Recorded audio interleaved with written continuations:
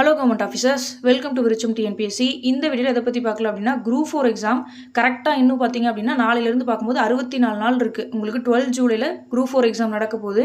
So அந்த group 4 எக்ஸாமில் வந்து ஃபஸ்ட் டைம் நீங்கள் இப்போ தான் வந்து குரூப் 4 எக்ஸாம் எழுத போகிறீங்க அப்படின்றதும், இல்லை அப்படின்னா நான் இது வரைக்கும் ஸ்டார்ட்டே பண்ணல, நான் நாளையிலேருந்து தான் வந்து புக் எடுத்து வச்சு படிக்க போகிறேன் அப்படிங்கிறவங்களுக்கும் இந்த 64 நாள், இந்த 60 நாளை நீங்கள் எப்படி யூட்டிலைஸ் பண்ணி இந்த குரூப் 4ல் பாஸ் பண்ணலாம், அதாவது ஆவரேஜாக அந்த கட் ஆஃப் மார்க்கை ரீச் பண்ணலாம் அப்படின்றத பார்க்கலாம். ஸோ ஃபர்ஸ்ட் வந்து பார்த்தீங்க அப்படின்னா உங்களுக்கு ஓவராலாக ஒரு ஐடியா கொடுக்கணும் அப்படின்னா, குரூப் 4 டோட்டலாக வந்து 200 கொஸ்டின்ஸ். ஓகேங்களா, நீங்கள் 300 மார்க்னு சொல்லலாம், இல்லை 200 கொஸ்டின்ஸ். நம்ம பேசிக்காக வந்து டிஎன்பிஎஸ்சியில் 200 கொஸ்டின்ஸ் அப்படின்றத தான் சொல்லுவோம். ஸோ அந்த 200 கொஸ்டினில் 100 கொஸ்டின்ஸ் வந்து உங்களுக்கு தமிழ் மட்டும் வருது, 75 கொஸ்டின் வந்து ஜிஎஸ்லையும், 25 கொஸ்டின் வந்து மேக்ஸ்லையும் வந்து வருது. ஓகேங்களா, ஸோ நீங்கள் ரொம்ப அதிகமாக ப்ரியாரிட்டி கொடுத்து கான்சன்ட்ரேட் பண்ண வேண்டிய ஏரியா வந்து உங்களுக்கு தமிழ் அண்ட் மேக்ஸ். ஓகேங்களா, ஸோ ஃபஸ்ட்டு உங்களுக்கு என்ன அப்படின்னா, நீங்கள் மெட்டீரியல் வந்து கலெக்ட் பண்ணணும். எந்த சோர்ஸில் நீங்கள் படிக்க போகிறீங்க அப்படின்றத நீங்கள் தெளிவாக இருக்கணும். ஓகேங்களா, ஸோ ஃபர்ஸ்ட்டு கரெக்டான சோர்ஸஸ் எது அப்படின்றத நீங்கள் பார்க்கணும். ஃபார் எக்ஸாம்பிள் சொல்லணும் அப்படின்னா, நீங்கள் புக்ஸ் வந்து ஃபஸ்ட்டு கலெக்ட் பண்ணிக்கோங்க. இப்போ ஓல்டு எக்ஸ்பீரியன்ஸாக இருக்கீங்க அப்படின்னா புக்ஸ் வந்து வச்சுருந்துருப்பாங்க. இல்லை நாங்கள் இப்போ தான் ஸ்டார்ட் பண்ணுறீங்க இல்லையா, ஸோ நீங்கள் என்ன பண்ணணும் அப்படின்னா, ஏதோ ஒரு மெட்டீரியல், ஏதோ ஒரு அகாடமியோட மெட்டீரியல், எந்த அகாடமி உங்களுக்கு பெஸ்ட்டாக இருக்குது அப்படின்னா, எல்லா அகாடமி மெட்டீரியலும் வந்து உங்களுக்கு பெஸ்ட்டாக தான் இருக்கும். ஏன்னா வந்து உங்களுக்கு கம்பைன் பண்ணி தான் கொடுத்துருப்பாங்க, புக்ஸை வந்து கம்பைன் பண்ணி தான் உங்களுக்கு மெட்டீரியல்ஸாக வந்து கொடுத்துருந்துருப்பாங்க. ஃபர்ஸ்ட் நீங்கள் வந்து என்ன பண்ணுறீங்க அப்படின்னா, ஸ்கூல் புக்ஸ் வந்து கலெக்ட் பண்ணிடுங்க. கலெக்ட் பண்ணிட்டு ரெஃபரன்ஸ்க்காக ஒரு அகாடமி புக் வந்து கண்டிப்பாக வச்சுக்கோங்க. ஏன்னா இலக்கணத்தில் இருந்து தான் உங்களுக்கு அதிகமான கொஸ்டின் தமிழில் வருது. அப்படிங்கும்போது புக்கில் இருந்து மட்டுமே வந்து கேட்க மாட்டாங்க. உங்களுக்கு வந்து கான்செப்ட்ஸ் வந்து நிறைய தெரிஞ்சால் மட்டும்தான் அவங்க கேட்குற கொஸ்டினுக்கும் நீங்களால் ஆன்சர் பண்ண முடியும். ஸோ அதனால் நீங்கள் என்ன பண்ணுறீங்க அப்படின்னா, புக்ஸு கலெக்ட் பண்ணுறது இல்லாமல் ஏதாவது ஒரு அகாடமி மெட்டீரியல், சுரேஷ் அகாடமியோ, வெற்றி அகாடமியோ, ஆர் சம் அதர் அகாடமிஸோ, சந்தோஷ் மணியோட அகாடமி, ஏதோ ஒரு அகாடமியோட ரெஃபரன்ஸ் புக் வந்து வாங்கிக்கோங்க. ஓகேங்களா, ஸோ அதுக்கப்புறம் வந்து பார்த்திங்க அப்படின்னா, இதுதான் ஃபஸ்ட்டு வந்து நீங்கள் சோர்ஸ் வந்து கலெக்ட் பண்ணணும். இந்த 64 நாள் இருக்குது அப்படின்னா நீங்கள் இந்த 2 நாளுக்குள்ளே எடுத்துக்கோங்க. ஸ்கூல் புக்ஸ் வந்து கவர் பண்ணிட்டு, ஸ்கூல் புக்ஸ் ஃபஸ்ட்டு கலெக்ட் பண்ணிட்டு ஏதாவது ஒரு அகாடமி மெட்டீரியல் வந்து கண்டிப்பாக வாங்கிக்கோங்க. ஸோ நீங்கள் வெயிட்டேஜ், நான் முன்னாடி சொன்ன மாதிரி ஃபஸ்ட்டு வெயிட்டேஜ் வந்து உங்களுக்கு எதுக்கு தரணும் அப்படின்னா, தமிழுக்கு தான் தரணும். அந்த தமிழ்லேயும் வந்து 3 தான் ஃபஸ்ட்டு சிலபஸ் மாற்றுறதுக்கு முன்னாடி இலக்கணம், இலக்கியம், அதுக்கப்புறம் உங்களுக்கு உரைநடை அப்படின்றது இருந்தது. பட் இப்போ வந்து ப்ரையாரிட்டைஸ் வச்சு பார்க்கும்போது சிலபஸே டோட்டலாக சேஞ்ச் ஆகி இலக்கணத்திலிருந்து மட்டுமே உங்களுக்கு வந்து அதிகமான கொஸ்டின்ஸ் வந்து கேட்குறாங்க. ஸோ அப்போ நீங்கள் இலக்கணத்தில் எவ்வளோ ஸ்ட்ராங்காக இருக்கணுமோ, அதாவது அந்த இருக்கிற என்ன சிலபஸ் இருக்கும் அந்த சிலபஸில் இப்போ பிரித்தெழுதுக எதிர்ச்சொல்லு அப்படின்னா அதில் நீங்கள் எந்த கொஸ்டின் கேட்டாலும் ஆன்சர் பண்ணுற மாதிரி நீங்கள் ரெடி பண்ணி வச்சுக்கணும். ஸ்கூல் புக்கில் என்ன கேட்டாலும், ஸ்கூல் புக்கில் உங்களுக்கு புக் பேக் கொஸ்டின்ஸ் வந்து கொடுத்துருப்பாங்க, புக்குக்குள்ளே எக்ஸாம்பிள்ஸ் வந்து கொடுத்துருந்துருப்பாங்க. ஓகேங்களா, ஸோ முதல்ல எப்படி இருந்துச்சு அப்படின்னா, புக்கில் எடுத்துக்காட்டு என்ன கொடுத்துருக்காங்களோ அதை மட்டும் தான் கேட்பாங்க. இல்லை அப்படின்னா புக் பேக்கில் என்ன இருக்கோ அதை மட்டும் கேட்பாங்க. பட் இப்போ எப்படி கேட்குறாங்க அப்படின்னா, கான்செப்ட்ஸ் வச்சு தான் வந்து உங்களுக்கு கொஸ்டின்ஸ் வந்து கேட்குறாங்க. ஸோ இலக்கணம் வந்து உங்களுக்கு வந்து எல்லாமே தெரிஞ்சால் மட்டும்தான் உங்களால் அந்த கொஷின்ஸ் வந்து டோட்டலாக 100 கொஷின்ஸ் இருக்குது அப்படின்னா நீங்கள் தமிழில் குறைஞ்சது 90க்கு மேலே எடுக்கணும். அந்த 90க்கு மேலே எடுக்கணும் அப்படின்னா நீங்கள் இலக்கணத்தில் ரொம்ப ஸ்ட்ராங்காக இருக்கணும் இப்போ இருக்க சிலபஸ் வச்சு பார்க்கும்போது. ஸோ அப்போ நீங்கள் என்ன பண்ணுறீங்க அப்படின்னா, ஸ்கூல் புக் எடுத்துக்கோங்க. ஸ்கூல் புக் எடுத்துகிட்டு ஃபஸ்ட்டு நீங்கள் 6th-லேருந்து 10th வரைக்கும் இருக்க நியூ தமிழ், அதுக்கப்புறம் ஓல்டு தமிழுக்கு போங்க. அதுக்கப்புறம் வந்து என்ன பண்ணுறீங்க அப்படின்னா, நியூ தமிழ், அதாவது 11th and 12th இருக்கக்கூடிய சிலபஸில் இருக்கக்கூடிய இலக்கணம் மட்டும் ஃபஸ்ட்டு பாருங்கள். ஓகேங்களா, இலக்கணம் மட்டும், நான் சொல்கிறது இலக்கணம் மட்டும் பாருங்கள். ஃபுல்லாலாம் நீங்கள் படிக்கணும்னு அவசியம் கிடையாது. தான் வந்து என்ன அப்படின்னா, இருக்கிற சிலபஸ்க்கு, பழைய சிலபஸ்க்கு வந்து நீங்கள் ஃபுல்லாக படிச்சுட்டு அதுக்கப்புறம் சிலபஸ் வச்சு ரிவிஷன் பண்ணணும். பட் இப்போ வந்து அந்த மாதிரி எதுவுமே கிடையாது. நீங்கள் சிலபஸ் வச்சு ஃபஸ்ட்டு வந்து சிலபஸை பிரிண்ட் போட்டுக்கோங்க. சிலபஸை பிரிண்ட் போட்டு அந்த சிலபஸில் என்னென்ன எழுத்து இருக்கோ அதெல்லாம் எங்கே இருக்குது அப்படின்றது நீங்கள் பாருங்கள். இல்லை அப்படின்னா உங்களுக்கு வேர் டு ஸ்டடி தமிழ் வேணும் அப்படின்னாலும் சொல்லுங்கள், நான் உங்களுக்கு அதுக்கான பிடிஎஃப் வந்து டெலகிராம் சேனலில் போட்டுறேன். அதே மாதிரி வேர் டு ஸ்டடியோட ஜிஎஸ், மேக்ஸ் எல்லா பிடிஎஃப்பும் வந்து உங்களுக்கு நான் டெலகிராம் சேனலில் போட்டுறேன். டெலகிராம் சேனலோட லிங்க்கையும் வந்து கீழே நான் டிஸ்கிரிப்ஷனில் தரேன். ஓகேங்களா, ஸோ இப்போ வந்து என்ன பண்ணுறீங்க அப்படின்னா, இந்த 6 to 10, 6 to 10ஓட நியூ அண்ட் ஓல்டில் இருக்கக்கூடிய இலக்கணம் ஃபஸ்ட்டு படிங்க. ஓகேங்களா, ஏன்னா நீங்கள் இலக்கியம் பார்ட்டில் இருந்தும் சிலபஸ் வச்சு பார்க்கும்போது இலக்கியம் பார்ட்டில் இருந்தும் அதுக்கப்புறம் உரைநடையிலிருந்து வெறும் 15 கொஸ்டின் தான் கேட்குறாங்க. நீங்கள் ஃபஸ்ட்டு அந்த 85 கொஸ்டின் இலக்கணத்தில் நீங்கள் ஸ்ட்ராங் பண்ணிட்டு தான் ரிமைனிங் இருக்கக்கூடிய 15 கொஸ்டினுக்குமே போகணும். ஓகேங்களா, ஸோ அப்போ அந்த 85 கொஸ்டினுக்கு என்ன பண்ணணுமோ அதை தான் நீங்கள் ஃபஸ்ட்டு பண்ணணும். ஸோ அதுக்கு வந்து பார்த்திங்க அப்படின்னா, இந்த ப்ரியாரிட்டைஸ் வச்சு நீங்கள் வந்து பார்த்திங்க அப்படின்னா 6லேருந்து 10 வரைக்கும் நியூ தமிழ், ஓல்டு தமிழ், அதுக்கப்புறம் வந்து 11th 12th new and old Tamil இருக்கக்கூடிய இலக்கணம், அதுக்கப்புறம் இலக்கியம் எல்லாமே நீங்கள் சிலபஸ் வச்சு படிங்க. நிறைய படித்து டைம் வேஸ்ட் பண்ணாதீங்க. ஓகேங்களா, அதே மாதிரி தமிழுக்கு கண்டிப்பாக ஒரு டெஸ்ட் சீரிஸ் போட்டே ஆகணும். என்னால் அமௌண்ட் கொடுத்து போட முடியல அப்படிங்கிறவங்களுக்கும் ஒன்றும் பிரச்சனை கிடையாது. நம்மளோட விருச்சம் டிஎன்பிஎஸ்சியோட மெட்டீரியல்ஸ் சேனலில் வந்து நிறைய அகாடமிஸோட டெஸ்ட் பேட்ச் வந்து இருக்குது, ஃப்ரீயாகவே வந்து இருக்குது. வேணுங்கிறவங்க பிடிஎஃப் டவுன்லோட் பண்ணி நீங்கள் பார்த்துக்கலாம். அதர்வைஸ் நீங்கள் வந்து ஏதோ ஒரு அகாடமியில் வந்து ஜாயின் பண்ணி டெஸ்ட் பண்ணணும் அப்படின்னாலும் கண்டிப்பாக டெஸ்ட் போடுங்க. ஏன்னா வந்து அகாடமியோட கொஸ்டின்ஸ் வந்து நீங்கள் போட தான் உங்களுக்கு வந்து என்ன நடக்கும் அப்படின்னா, உங்களோட கொஸ்டின்ஸ் வந்து நீங்கள் அதிகமாக வந்து இலக்கண கொஸ்டின்ஸோ இல்லைனா இலக்கியம் கொஸ்டின்ஸோ அதிகமாக வந்து நீங்கள் ப்ராக்டிஸ் பண்ண மாதிரி இருக்கும். அதிகமாக ப்ராக்டிஸ் பண்ண தான் மேக்ஸ் மாதிரி தான் இலக்கணமும். நீங்கள் அதிகமாக வந்து போட்டு பார்க்க மட்டும்தான் நீங்கள் அந்த டாப்பிக்கில் வந்து வெல்வெர்ஸ் ஆவீங்க. உங்களுக்கு வந்து அந்த மிஸ்டேக்ஸ் வந்து குறைய ஆரம்பிக்கும். ஸோ அதனால் வந்து என்ன அப்படின்னா கண்டிப்பாக டெஸ்ட் சீரிஸ் போடுங்க. டெஸ்ட் சீரிஸ்க்குன்னு ஒரு தனியாக ஒரு டைம் ஒதுக்குங்க. குறைஞ்சது ஒரு மணி நேரத்துலேருந்து 1.5 மணி நேரம் நீங்கள் டெஸ்ட்டுக்குன்னே ஒதுக்கணும். அந்த டெஸ்ட்டை நீங்கள் ரிவிஷன் அப்படின்றத கூட நீங்கள் எடுத்துக்கலாம். இப்போ பிரித்தெழுதுக எதிர்ச்சொல் எழுதுக அப்படின்றது ஓரெழுத்து ஒரு மொழி வருது அப்படின்னா அந்த ஓரெழுத்து ஒரு மொழியில் நீங்கள் என்ன கொஸ்டின் கேட்டாலும் அந்த 42 இருக்குது அப்படின்னா அதில் என்ன கேட்டாலும் நீங்கள் வந்து ஆன்சர் பண்ணணும். ஸோ இந்த ஆட் ஒன் அவுட் அப்படின்லாம் கேட்குறாங்கன்னா நீங்கள் எல்லாத்துலேயும் பெஸ்ட்டாக இருந்தால் மட்டும்தான் உங்களால் அந்த கொஸ்டின்ஸ் வந்து தொடவே முடியும். ஸோ 100க்கு நீங்கள் வந்து 100க்கு 90க்கு மேலே எடுக்கணும் அப்படின்னாவே இலக்கணத்தில் ஸ்ட்ராங்காக இருக்கணும். அதுக்காக நான் சொல்கிறேன். ஸோ டெஸ்ட் சீரிஸ் வந்து நீங்கள் போடுங்க. ஓகேங்களா? கடைசியாக தான் வந்து நீங்கள் வந்து இலக்கியம், தமிழறிஞர்கள், தமிழ் தொண்டர்கள் அப்படி தமிழ் தொண்டு இருக்கு இல்லைங்களா? ஸோ அந்த டாபிக் வந்து உரைநடை டாபிக் வந்து கடைசியாக வச்சுக்கோங்க. அது சிலபஸ் வச்சு படிச்சிங்கன்னா அப்படின்னாவே போதும். இப்போ வந்து அந்த ஸ்கூல் புக்கில் இருக்கிறத பார்த்துட்டு ஏதோ ஒரு மெட்டீரியல், அதாவது வேற ஒரு அகாடமியோட மெட்டீரியலை நீங்கள் வந்து ரெஃபரன்ஸ்க்கு வச்சுக்கோங்க. சிலபஸ் வச்சு படிங்க. சிலபஸ் வச்சு ரிவிஷன் பண்ணுங்கள். நீங்கள் புக் வைஸாக போகணும் அப்படின்னு அவசியமே கிடையாது. நான் புக் வைஸ் தான் போகணும் அப்படின்னு நினைக்கிறவங்க புக் வைஸில் இருக்கக்கூடிய சிலபஸ் டாபிக் மட்டும் கவர் பண்ணுங்க. ரொம்ப அதிகமாக வந்து கவர் பண்ணாதீங்க. ஒவ்வொரு இது இருக்கிறதுக்கும் பேக்கில் இருக்க அந்த இலக்கணத்தில் இது சிலபஸில் கவர் ஆகுதா அப்படின்னு பார்த்துட்டு அதை மட்டும் படிங்க. ஓகேங்களா? அடுத்து ஸோ நீங்கள் தமிழ் முடிச்சதுக்கப்புறம் நீங்கள் என்ன பண்ணணும் அப்படின்னா மேக்ஸ் வந்து உங்களுக்கு வருது, உங்களுக்கு மேக்ஸ் வந்து போட தெரியும் அப்படிங்கிறவங்க ஒரு நாளைக்கு 1/2 hour இல்லைனா 2 days ஒன்ஸ் வந்து மேக்ஸ் கொஸ்டின் போட்டு பார்த்தா போதும். இப்போ நான்லாம் வந்து இருக்கேன் அப்படின்னா எனக்கு ஓரளவுக்கு வரும். நான் ஒரு வீக்லி வந்து ஒரு 3 கொஸ்டின் மட்டும் போட்டு பார்ப்பேன். அண்ட் ஃபார்முலாஸ் மட்டும் ரிப்பீட்டடாக வந்து பார்த்துட்டே இருப்பேன். பட் மேக்ஸ் வராதவங்க என்ன பண்ணணும் அப்படின்னா நார்மலாக மேக்ஸ் வரவங்க 1/2 மணி நேரம் ஸ்பெண்ட் பண்ணுறாங்க அப்படின்னா மேக்ஸ் வராதவங்க குறைஞ்சபட்சம் ஒரு மணி நேரத்துலேருந்து 1.5 மணி நேரம் ஸ்பெண்ட் பண்ணுங்க. ஏன்னா 25 கொஸ்டின் வருது. அந்த 25 கொஸ்டினுமே உங்களுக்கு தெரிகிற மாதிரி தான் இருக்கும். பட் நீங்கள் டைம் எந்த இடத்துல எடுத்துக்கிறீங்க, எல்லா கொஸ்டினுமே நீங்கள் போட்டுடலாம். பட் அந்த டைமுக்குள்ளே போடுறீங்களா, அதாவது 30 to 35 நிமிஷத்துக்குள்ளே நீங்கள் அந்த கொஸ்டினை போடுறீங்களான்றதான் இங்கே கேள்வி. ஸோ அதுக்கு நீங்கள் ரெகுலராக ப்ராக்டிஸ் பண்ணணும். என்னென்ன டாபிக்ஸ் இருக்குது அப்படின்றத நான் போட்டிருக்கேன். ஸோ இந்த பிடிஎஃப் வேணும் அப்படிங்கிறவங்களும் இந்த பிடிஎஃப் வந்து டெலகிராம் சேனல் அவைலபிளாக இருக்குது. நீங்கள் வேணுங்கிறவங்க ஜாயின் பண்ணி பார்த்துக்கோங்க. ஸோ இப்போ இந்த ஆப்டிடியூட் என்ன பண்ணணும் அப்படின்னா இந்த ஆப்டிடியூடுக்கு வந்து ஃபஸ்ட்டு வந்து நீங்கள் யூடியூப் சேனல்ஸ் எடுத்துக்கோங்க. இல்லை ஸ்கூல் புக்ஸ் நீங்கள் பார்க்குறீங்க அப்படின்னா ஸ்கூல் புக்ஸ் பாருங்கள். இப்போ நான் வந்து யூடியூப் சேனல் தான் எடுத்துக்கிட்டேன். ஸோ யூடியூப் சேனலில் எல்சிஎம் அப்படின்னு போட்டிங்கனாவே ஒரு 4-5 யூடியூப் சேனல்ஸ் வரும். ஸோ அதில் வந்து பார்த்தீங்க அப்படின்னா தங்கமுத்து மேக்ஸ் அந்த யூடியூப் சேனல் வந்து பெஸ்ட்டாக இருக்குன்னு சொல்லிட்டு நிறைய சொல்லியிருந்திருக்காங்க. பட் நான் ஸ்கூல் புக்ஸ் தான் போட்டு பார்த்தேன் எனக்கு மேக்ஸ் வருன்றனால. பட் தங்கமுத்து சேனலும் அதுக்கப்புறம் டாஃபோட சேனல் இந்த 2 சேனலும் வந்து அதுக்கப்புறம் சுரேஷ் அகாடமியோட சேனல். ஸோ இதில் எல்லாத்துலேயுமே வந்து இந்த மேக்ஸோட ஆப்டிடியூட் டாபிக்ஸ் எல்லாமே கரெக்டாக இருக்கும். ஸோ ஏதோ ஒரு 2 யூடியூப் சேனல்ஸ் வந்து எடுத்துக்கோங்க. எந்த யூடியூப் சேனல்ஸ் வேணாலும் எடுத்துக்கலாம். ஏதோ 2 யூடியூப் சேனல்ஸ் எடுத்து இப்போ எல்சிஎம்ல எத்தனை மாடல்லாம் இருக்குது அப்படின்னா மாடலுக்கு ஒரு 2 சம் இல்லை மாடலுக்கு ஒரு சம் அப்படின்றது நீங்கள் எடுத்து வச்சுக்கோங்க. கடைசியில் நீங்கள் நாளைக்கு எக்ஸாம் அப்படின்னா முந்தின நாள் வந்து ஃபார்முலாஸும் அந்த மாடல்ஸ் மட்டும் சும்மா திருப்பி பார்த்துட்டு போனீங்க அப்படின்னா கரெக்டாக இருக்கும். ஸோ அதுக்காக ஒவ்வொரு மாடலையும் இப்போ பர்சன்டேஜ் இருக்குன்னா அந்த பர்சன்டேஜில் எத்தனை மாடல் இருக்குது, எஸ்ஐசிஏ இருக்குது அப்படின்னா டிஃப்ரென்ஸ் இருக்கும். எஸ்ஐலே வந்து என் கொடுத்து பி கேட்பாங்க, அதுக்கப்புறம் ஆர் கொடுத்து இந்த மாதிரி மாடல் இருக்கும். ரெண்டுத்துக்கான டிஃப்ரென்ஸ் மாடல் இருக்கும். அதுக்கப்புறம் மந்த் கொடுத்து அந்த மாடல் இருக்கும். ஸோ இந்த மாதிரி ஒவ்வொரு மாடலும் இருக்கும். ஸோ அப்போ அந்த ஒவ்வொரு மாடலும் வந்து என்ன பண்ணுறீங்க அப்படின்னா ஒவ்வொரு மாடலுக்கும் 2 கொஸ்டின் எழுதிக்கோங்க.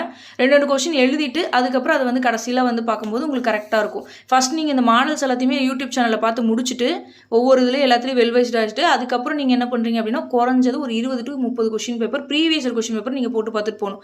உங்களால் 30 கொஸ்டின் போட முடியல அப்படின்னா அட்லீஸ்ட் நீங்கள் ஒரு 15 கொஸ்டின் ஆச்சு நீங்கள் ப்ரீவியஸ் கொஸ்டின் பேப்பர் பார்த்துட்டு போகணும். அப்படின்னா மட்டும்தான் உங்களுக்கு அந்த டைமுக்குள்ளே உங்களால் கொண்டு போய் முடிக்க முடியும். மொத்தமாக வந்து உங்களுக்கு 3 மணி நேரம் எக்ஸாம் எழுதுறீங்க அப்படின்னா 150 நிமிஷத்தில் 200 கொஸ்டின் போட போகிறீங்க அப்படின்னா நிமிஷத்துக்கு ஒரு கொஸ்டின் கூட கிடையாது. உங்களுக்கு அதுக்கு கம்மியாக தான் இருக்குது. அப்போ நீங்கள் என்ன பண்ணணும் அப்படின்னா ஒரு நிமிஷத்துக்குள்ளே ஒரு கொஸ்டின் போடுற மாதிரி ரெடி ஆகணும்.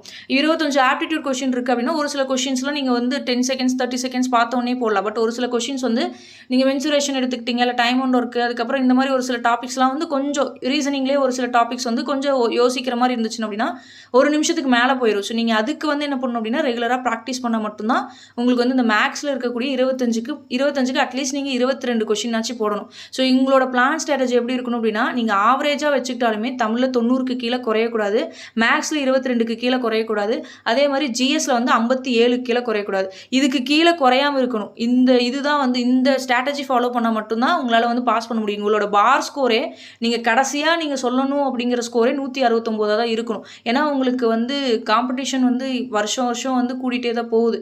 ஸோ அதனால் வந்து குறைஞ்சது நீங்கள் இவ்வளோ நீங்கள் ஆவரேஜாக எடுக்கணும். எந்த டெஸ்ட் போட்டாலும் ஸ்டார்டிங் ஸ்டார்டிங்கில் அப்படி இருக்கும். பட் நீங்கள் கடைசியில் ஃபுல் டெஸ்ட் போடும்போது ஆவரேஜாக 169க்கு வந்து நிற்கணும். அப்படின்னா தான் உங்களால் எக்ஸாமில் வந்து உங்களால் கட் ஆஃப் வந்து கிளியர் பண்ண முடியும். ஸோ அதனால் 25க்கு குறைஞ்சது 22 கொஷின் ஆச்சு நீங்கள் போடுற மாதிரி ரெடி ஆகணும். ஸோ இந்த பிடிஎஃப் வந்து நான் டெலகிராம் சேனலில் அப்லோட் பண்ணிடுறேன், வேணுங்கிறவங்க பார்த்துக்கோங்க. அதாவது 4 டேஸ்க்கு ஒரு டாபிக் அப்படின்ற மாதிரி நீங்கள் பாருங்கள். 4 டேஸ்க்கு ஒரு டாபிக் அப்படின்னா நீங்கள் ஓரளவுக்கு வந்து இதெல்லாம் கவர் பண்ணிடலாம். 3 டேஸ்க்கு ஒரு டாபிக் போட்டு அந்த மொத்த டாப்பிக்கான டெஸ்ட் வந்து 4th டேல எழுதுகிற மாதிரி நீங்கள் பார்த்துக்கோங்க. ஓகேங்களா? ஸோ அந்த மாதிரி போட்டிங்க, இல்லை வீக்லி 3 டாபிக் பார்க்குற மாதிரி, இல்லை வீக்லி 2 டாபிக் பார்க்குற மாதிரி பண்ணீங்க அப்படின்னாவே இதெல்லாம் சீக்கிரமாக முடிச்சிடலாம். இப்போ பிளட் எல்லாம் எடுத்துக்கிட்டோம் அப்படின்னா பிளட் ரிலேஷன்ஸ்லாம் நீங்கள் வந்துட்டு ஒரு மணி நேரம் இல்லை 1.5 மணி நேரம் வீடியோ பார்த்தாவே போதும். பேங்கிங் அளவுக்கு நமக்கு கேட்க மாட்டாங்க. நார்மலாக டிஎன்பிஎஸ்சியில் நீங்கள் கொஞ்சம் யோசிச்சு ஓரளவுக்கு யோசிச்சா வந்து போட்டுடலாங்கிற மாதிரி தான் இருக்கும். உங்களுக்கு பிரச்சனை என்ன வரும்னா டைம் மட்டும்தான். அதை வந்து நீங்கள் மேனேஜ் பண்ணிக்கலாம். நீங்கள் போட கொஷின்ஸ் வந்து போட மேனேஜ் பண்ணிக்கலாம். ஓகேங்களா? ஸோ கம்மிங் டு ஜிஎஸ் அப்படின்னு பார்க்கும்போது, ஜிஎஸ்ல வந்து நீங்கள் ஹிஸ்ட்ரி கல்ச்சர், அதாவது உங்களுக்கு யூனிட் 8 முன்னாடி வந்து யூனிட் 8 இருந்துச்சு தமிழ்நாடு ஹிஸ்ட்ரி. இப்போ வந்து பார்த்திங்க அப்படின்னா யூனிட் 6ல் கொண்டு வந்திருக்காங்க இல்லையா, தமிழ்நாடோட அந்த ஹிஸ்ட்ரி கல்ச்சர் அதெல்லாத்துலேயுமே 20 கொஷின்ஸ் வருது. ஸோ ஃபஸ்ட்டு ப்ரியாரிட்டி வந்து உங்களுக்கு அதில் தான் படிக்கணும். அதுக்கடுத்து இந்தியன் பாலிட்டி பொறுத்த வரைக்கும் நீங்கள் 6லேருந்து 10 வரைக்கும் ஃபஸ்ட்டு கவர் பண்ணுங்கள். என்ன லெசன்ஸ் அப்படின்னா, பாலிட்டியில் வந்து 10வது இருக்கக்கூடிய அந்த 3 லெசன் இருக்கும் இல்லையா, அந்த 3 லெசனில் தான் உங்களுக்கு 50% ஆஃப் கொஷின்ஸ் வந்து வரும். ரிமைனிங் இருக்கிறது 6லேருந்து 9 இருக்கிறது. ஓகேங்களா? அதாவது 6வதுலேருந்து 9வது வகுப்பு இருக்கிற வரைக்கும் படிக்கணும். ஃபஸ்ட்டு வந்து நீங்கள் குரூப் 4 பொறுத்த வரைக்கும் 6லேருந்து 10 வரைக்கும் தரவாக இருந்துட்டு தான் 11, 12க்கே மூவ் ஆகணும். நீங்கள் 11, 12க்கு படிச்சுட்டு கீழே வரக்கூடாது. ஓகேனா? ஏன்னா வந்து ஒரு சில கொஷின்ஸ்லாம் உங்களுக்கு எப்படி வருது அப்படின்னா, 4 பாயிண்ட் கொடுத்துட்றாங்க. அந்த 4 பாயிண்ட் 7th புக்லேயோ இல்லை 6th புக்லேயோ இருக்குது. அது ஒரு பாயிண்ட் மட்டும் ஆட் நோட்டாக இருக்குது. அப்போ உங்களுக்கு அந்த 6th இருக்கக்கூடிய 4 பாயிண்ட் தெரிஞ்சால் மட்டும்தான் உங்களால் ஆன்சர் பண்ண முடியும். ஸோ அதுக்காக தான் சொல்கிறேன், நீங்கள் 6லேருந்து 10 வரைக்கும் இருக்கக்கூடிய ஸ்டாண்டர்ட் புக் வந்து ஃபஸ்ட்டு படிச்சுட்டு அதுக்கப்புறம் டைம் இருந்தால் 11th 12th வந்து மூவ் ஆகுங்க. ஓகேங்களா? ஸோ இந்தியன் பாலிட்டி பொறுத்த வரைக்கும் நீங்கள் இதெல்லாம் வந்து ஸ்ட்ராங்காக இருக்கணும் அப்படின்னா, ஷெடியூல்ஸ் வந்து உங்களுக்கு அந்த 12 ஷெடியூல்ஸ் தெரியணும், 25 பார்ட்ஸ் தெரியணும். அதுக்கப்புறம் உங்களுக்கு ஆர்டிகல்ஸ் வந்து பார்த்திங்க அப்படின்னா 1லேருந்து 52 ஆர்டிகல் வந்து ஃபுல்லாகவே தெரியணும். இது இல்லாமல் national emergency, state emergency, financial எமர்ஜென்சியோட ஆர்டிகல்ஸ் தெரியணும். பிரசிடென்ட்டோடது, வைஸ் பிரசிடென்ட்டோடது, அதுக்கப்புறம் சிஎம்மோடது, இந்த 74, 75 அவங்களோட பவர்ஸ், அதுக்கான ஆர்டிகல்ஸ் தெரியணும். ஜாயின்ட் சிட்டிங்கோட ஆர்டிகல் தெரியணும். ஸோ இந்த மாதிரி வந்து ஒரு சில ஆர்டிகல்ஸும் ரொம்ப ரொம்ப முக்கியமாக இருக்கும். ஸோ அதெல்லாமே நீங்கள் வந்து பேசிக்காக படிக்கணும். அடுத்து அமெண்ட்மெண்ட்டுமே முக்கியமான இருக்கிற அமெண்ட்மெண்ட்ஸ் வந்து படிக்கணும். 42nd அமெண்ட்மெண்ட், 44th அமெண்ட்மெண்ட்டில் என்ன பண்ணாங்க. ஸோ இந்த மாதிரி வந்து அமெண்ட்மெண்ட்ஸ் ரொம்ப ரொம்ப முக்கியமாக இருக்கிறது படிக்கணும். அமெண்ட்மெண்ட் எந்த ஆர்டிகல் 368 அப்படின்றது ஆர்டிகல் எந்த பார்ட்டில் வருது. ஸோ இந்த மாதிரி இருக்கிறத வந்து நீங்கள் அந்த அமெண்ட்மெண்ட்டு, அதுக்கப்புறம் வந்து கமிட்டிஸ், ஒரு சில கமிட்டிஸ் இருக்கும். சர்க்காரியா கமிட்டிஸ் வந்து என்ன பரிந்துரை செஞ்சாங்கன்ற மாதிரி பேசிக்காக எந்த வருஷம் 1980னா, ஸோ அந்த எந்த ஒரு வருஷம் அப்படின்றது இந்த மாதிரி பேசிக்காக இருக்கிற பாலிட்டியில் இருக்கிறது படிக்கணும். யூனிட் 8 அப்படின்றது யூனிட் 6 ஹிஸ்ட்ரி கல்ச்சர் அப்படின்றது, அதுக்கு வந்து பார்த்திங்க அப்படின்னா உங்களுக்கு ஸ்கூல் புக்கில் இருக்கக்கூடிய அந்த தமிழ்நாடு ஓரியன்டாக இருக்கக்கூடிய லெசன்ஸ் வந்து நீங்கள் படிச்சிங்க அப்படின்னாவே போதும். சிலபஸ் வந்து உங்களுக்கு வந்து சிலபஸ் வந்து எப்படி பண்ணிட்டாங்க அப்படின்னா குறைச்சிட்டாங்க. பட் அதில் இருக்கக்கூடிய அந்த எந்த பார்ட் உங்களுக்கு முக்கியம் அப்படின்றது தெரிஞ்சு அதை மட்டும் படித்தா போதும். ஸோ உங்களுக்கு வந்து அந்த இம்பார்ட்டன்ட் லெசன்ஸ் வேணும் அப்படின்னாலும் கீழே கமெண்ட்டில் பண்ணுங்கள். நான் உங்களுக்கு அந்த இம்பார்ட்டன்ட் லெசன்ஸ் இதை மட்டும் ஓரளவுக்கு 70 லெசன்ஸ் படிச்சிங்க அப்படின்னாவே நீங்கள் ஓரளவுக்கு வந்து ஒரு 60 to 65 கொஷின்ஸ் வந்து போட்டுடலாம். ஸோ அந்த 70 லெசன்ஸ் அப்படின்றதுக்கான பிடிஎஃப்பும் நான் சென்ட் பண்ணிடுறேன். அடுத்து வந்து பார்த்திங்க அப்படின்னா Indian economy and administration. So Indian economy பொறுத்த வரைக்கும் 11th 12th புக்கு தான் நீங்கள் வந்து மேஜராக படிக்கணும். ஓகேங்களா? 10th 11th 12th புக்கு நீங்கள் 6லேருந்து 9வது வரைக்கும் இந்தியன் எக்கனாமி எடுத்தீங்க அப்படின்னா ரொம்ப ரொம்ப கம்மியாக தான் இருக்கும். நீங்கள் ஒரு நாள் ஸ்பெண்ட் பண்ணிங்க அப்படின்னாவே இந்த 6லேருந்து 9வது வகுப்பு வரைக்கும் இருக்கக்கூடிய எக்கனாமிக்ஸ் வந்து முடிச்சிடலாம். 10th வந்து ஒரு 5 லெசன்ஸ் இருக்கும். அதுக்கப்புறம் அந்த 10th 5 லெசன்ஸ்லையும் ஃபஸ்ட்டு 3 லெசன்ஸ் பெரிய அளவில் கண்டென்ட் இருக்காது. 11th இருக்கக்கூடியது 12th இருக்கக்கூடியதை நீங்கள் படிக்கணும். 11th இருக்கக்கூடியது கடைசி 5 லெசன்ஸ் இருக்கும் இல்லையா, 7, 8, 9, 10, 11 அந்த லெசன்ஸும், அதுக்கப்புறம் 12th இருக்கக்கூடிய அந்த ஃபிஸ்கல் பாலிசி, அதுக்கப்புறம் மானிட்டரி பாலிசி, அந்த நிதி பொருளியல், பணப்பொருளியல், பன்னாட்டு பொருளியல், அதுக்கப்புறம் தேசிய வருமானம். ஸோ இந்த மாதிரி இருக்க லெசன்ஸ் மட்டும் நீங்கள் படிக்கணும். வேர் டு ஸ்டடி நான் வந்து டெலகிராம் சேனலில் அப்லோட் பண்ணிடுறேன், வேணுங்கிறவங்க செக் பண்ணி பார்த்துக்கோங்க. அடுத்து வந்து பார்த்திங்க அப்படின்னா ஹிஸ்ட்ரி, ஐஎன்எம். ஸோ ஐஎன்எம் வந்து ஃபஸ்ட்டு முடிச்சுட்டு அதுக்கப்புறம் ஹிஸ்ட்ரி போங்க. ஹிஸ்ட்ரியில் வெறும் 7 டாபிக் தான். நீங்கள் வந்து 11th 12thக்குலாம் போகாதீங்க. ஹிஸ்ட்ரி பொறுத்த வரைக்கும் 7th இருக்கிறது 6th இருக்கிறது நீங்கள் படித்தா போதும். எப்படியோ சிந்து சமவெளி நாகரிகத்திலேருந்து ஒன்று வந்துடும், குப்தா டெல்லியிலேருந்து ஒன்று வந்துடும், முகல்ஸோட கல்ச்சர்லேருந்து ஒன்று வந்துடும், சவுத் இந்திய ஹிஸ்ட்ரியிலேருந்து ஒன்று வந்துடும். ஸோ மொத்தமாக உங்களுக்கு வந்து ஒரு 5 கொஷின்ஸ் தான் வருது அப்படின்னா நீங்கள் இந்த 7 டாபிக்ஸ் படித்தாவே போதும். அந்த 7 டாபிக்ஸ் என்ன அப்படின்னா அந்த 7 டாபிக்ஸ் 7th படித்தாவே போதும். 11th போய் நீங்கள் வந்து அதிகபட்சம் படிக்கணும் அப்படின்றதுலாம் கிடையாது. 7th படித்தாவே போதும். அடுத்து ஐஎன்எம் பொறுத்த வரைக்கும் 14 லெசன் தான். அந்த 14 லெசன் என்ன அப்படின்னா உங்களுக்கு 10th இருக்கக்கூடிய லெசன், 10th இருக்கக்கூடிய ஒரு 6 லெசனும் 12th இருக்கக்கூடிய ஒரு 8 லெசன் ஓகேங்களா. ஐஎன்எம் வந்து 14 லெசன் தான். ஹிஸ்ட்ரி பொறுத்த வரைக்கும் அந்த 7th இருக்கக்கூடிய லெசன்ஸ் தான் ஓகேங்களா. 10th பொறுத்த வரைக்கும் அதுக்கப்புறம் ஜியாகிரஃபி பொறுத்த வரைக்கும் உங்களுக்கு 10th ஸ்டாண்டர்டில் இருக்கக்கூடிய அந்த 5 லெசன்ஸ் படித்தா போதும். 10th ஸ்டாண்டர்டில் இருக்கக்கூடிய 5 லெசன் ஓகேங்களா. நான் இன்ன வரைக்குமே எல்லா எக்ஸாமுக்கும் அந்த 10th ஸ்டாண்டர்டில் இருக்கக்கூடிய 5 லெசன்ஸ் மட்டும்தான் படிச்சுட்டு போகிறேன். 11th 12th ஜியாகிரஃபியில் நான் தொட்டதே கிடையாது. அந்த 10th ஸ்டாண்டர்டில் இருக்கிறது படிச்சுட்டு கரண்ட் அஃபேர்ஸ் ஓரளவுக்கு நீங்கள் ஸ்ட்ராங்காக இருந்தீங்க அப்படின்னாவே ஜியாகிரஃபியில் வந்து கொஷின்ஸ் வந்து போட்டுடலாம். அடுத்து சயின்ஸ் பொறுத்த வரைக்கும் 5 கொஷின்ஸ் தான் கேட்குறாங்க. ஸோ எல்லாரும் சயின்ஸ் படிங்க அப்படின்னு சொல்லுவாங்க. பட் நீங்கள் சயின்ஸ் வந்து பார்த்தீங்க அப்படின்னா கடைசியாக வச்சுக்கோங்க. டைம் இருந்தால் நீங்கள் வந்து சயின்ஸ் படிங்க. டைம் இல்லை அப்படிங்கிறத நீங்கள் இம்பார்ட்டன்ட் லெசன்ஸ் மட்டும் படிங்க. இம்பார்ட்டன்ட் ஒரு 12-13 லெசன்ஸ் இருக்குது. அதுக்கான பிடிஎஃபும் நான் வந்து டெலகிராம் சேனலில் கொடுத்துட்றேன். வேணுங்கிறவங்க செக் பண்ணி பாருங்கள். கடைசியாக கரண்ட் அஃபேர்ஸ் எடுக்கும்போது என்ன அப்படின்னா கரண்ட் அஃபேர்ஸ் வந்து எந்தெந்த டாபிக் வைஸ் நீங்கள் வந்து கரண்ட் அஃபேர்ஸ் படிக்கணும் அப்படின்னா கரண்ட் அஃபேர்ஸ்னு தனியாக இப்போ கொடுக்கல. எல்லா இடத்துலையும் பாலிட்டி, எக்கனாமிக்ஸ் அது எல்லாத்துலேயுமே லாஸ்ட் லைனாக உங்களுக்கு கரண்ட் அஃபேர்ஸ்னு கொடுத்துருக்காங்க. இப்போ வந்து அது எப்படி கேட்பாங்க அப்படின்னா இப்போ பாலிட்டியில் 15 கொஷின்ஸ் கேட்குறாங்க அப்படின்னு இருக்குது ஓகேங்களா.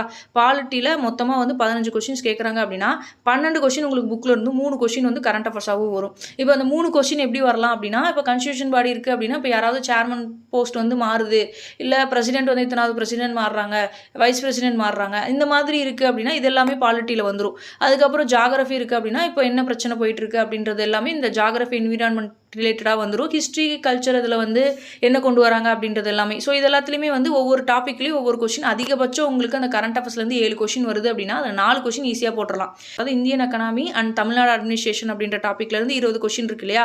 ஸோ இந்தியன் எக்கனாமிக்கு பொறுத்த வரைக்கும் நீங்கள் அந்த 14 லெசன் நான் சொன்னிருந்தேன் இல்லையா, 11th 12th இருக்கக்கூடிய லெசன்ஸ் படிப்பீங்க. அட்மினிஸ்ட்ரேஷன் பொறுத்த வரைக்கும் உங்களுக்கு ஃபுல்லாகவே கரண்ட் அஃபேர்ஸ் தான். அந்த கரண்ட் அஃபேர்ஸ் எப்படி வரும் அப்படின்னா HDI index, human development index, அதுக்கப்புறம் PQLI இண்டெக்ஸ், அதுக்கப்புறம் பாலின சமத்துவ குறியீடு, ஊழல் குறியீடு, இந்த மாதிரி குறியீடெல்லாம் ரிலீஸ் பண்ணுறாங்க அப்படின்னா இந்தியா எந்த ஸ்டேட்டில் இருக்குது அப்படின்றது வரும். அண்ட் தமிழ்நாடு ரிலேட்டடாக வந்து ஸ்கீம்ஸ் நல்லா பார்த்துக்கோங்க. அந்த ஸ்கீம்ஸில் என்ன மேஜராக இருக்குது அப்படின்றது பார்த்துக்கோங்க. ஒரு சில அவார்ட்ஸ் பார்த்துக்கோங்க. இதெல்லாமே இந்த அட்மினிஸ்ட்ரேஷன்லேருந்து வரும். அட்மினிஸ்ட்ரேஷன்லேருந்து மேக்ஸிமம் உங்களுக்கு வர்றது வந்து கரண்ட் அஃபேர்ஸாக தான் இருக்கும். ஸோ அப்போ நீங்கள் முக்கியத்துவம் கொடுத்து படிக்கிறது, அந்த கரண்ட் அஃபேர்ஸுமே ரொம்ப முக்கியத்துவம் கொடுத்து படிக்கிறது, தமிழ்நாடு ஓரியன்டாக இருக்கிறது முக்கியத்துவம் கொடுத்து படிங்க ஓகேங்களா. ஸோ பேசிக்காக வந்து இந்த குரூப் 2 கொஷின் பேப்பர் இருக்குங்களா, ஸோ அதை பேஸ் பண்ணி உங்களுக்கு படிச்சிங்க அப்படின்னாவே கரண்ட் அஃபேர்ஸ் வந்து கவர் ஆயிரும்.